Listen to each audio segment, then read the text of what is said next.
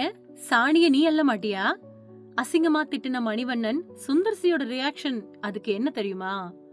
அரண்மனை 4 படத்தோட வெற்றியில ரொம்பவே உற்சாகமா இருக்கக்கூடிய சுந்தர்சி சமீபத்துல கொடுத்த பேட்டியில மணிவண்ணன் தன்னை ஷூட்டிங் ஸ்பாட்ல கெட்ட வார்த்தையால திட்டினது பத்தி வெளிப்படையாவே பேசியிருக்காரு.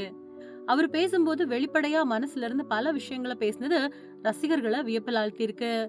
அரசியல்ல தன்னோட மனைவி குஷ்புவுக்கு தான் ஒரு துணையா மட்டுமே இருப்பேன் அப்படின்னும் அவங்க எடுக்கக்கூடிய முடிவுகள்ல தலையிட மாட்டேன் அப்படின்னும் சொல்லியிருக்காரு. ஒரு தடவை தமிழ்நாட்டு பெண்கள் கற்பு பத்தி குஷ்பு பேசினதா பத்திரிகைகள்ல பொய்யான செய்தி வந்துச்சு. அப்ப அவருக்காக ரொம்பவே சப்போர்ட் பண்ணி ஒரு புருஷனா கூட நின்ன. அந்த நேரத்துல ஜெயலலிதா அம்மா தான் உதவி செஞ்சாங்க அப்படின்னு சொன்னாரு. அது மட்டும் இல்லாம பிரச்சனையை முடிக்க குஷ்புவ மன்னிப்பு கேட்க சொல்ல அவங்களும் கேட்டாங்க. ஆனா அவரை ஏன் நான் மன்னிப்பு கேட்க சொல்ல சொன்னேன் அப்படிங்கறத நினைச்சு இதுவரைக்கும் நான் ஃபீல் பண்ணிக்கிட்டு இருக்கேன் அப்படின்னு பேசியிருக்காரு.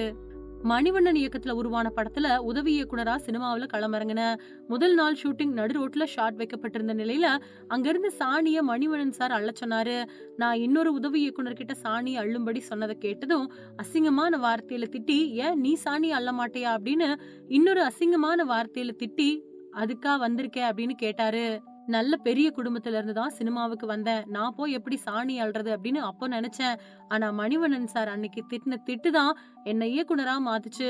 சினிமாவுல எந்த ஒரு விஷயத்தையும் அவங்க செய்வாங்க, இவங்க செய்வாங்க அப்படின்னு நினைக்கவே கூடாது.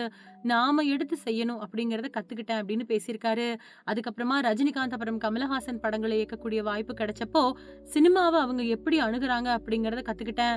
அவ்வளவு பெரிய உச்ச நட்சத்திரங்களே எளிமையா இருக்கும்போது நாமெல்லாம் ஏமாத்திரம் அப்படின்னு நினைச்சேன். என்னோட தலகணம் அப்பதான் அடங்குச்சு அப்படின்னு பேசியிருக்காரு சுந்தர்சி. அடுத்து கலகலப்பு 3 படத்தை இயக்க போறாரு. சங்கமித்ரா, அரண்மனை 5 மாதிரியான படங்களையும் இயக்க திட்டம் போட்டிருக்கிறதா சொல்லியிருக்காரு.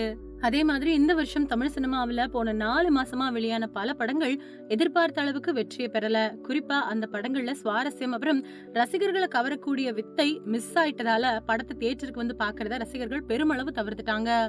அதன் காரணமாவே ஏற்கனவே தமிழ் சினிமாவில வெளியான பிளாக் பஸ்டர் படங்களை மறுபடியும் ரீ ரிலீஸ் செஞ்சு தியேட்டர்களை நடத்த வேண்டிய சூழலுக்கு தமிழ் சினிமா தள்ளப்பட்டுச்சு.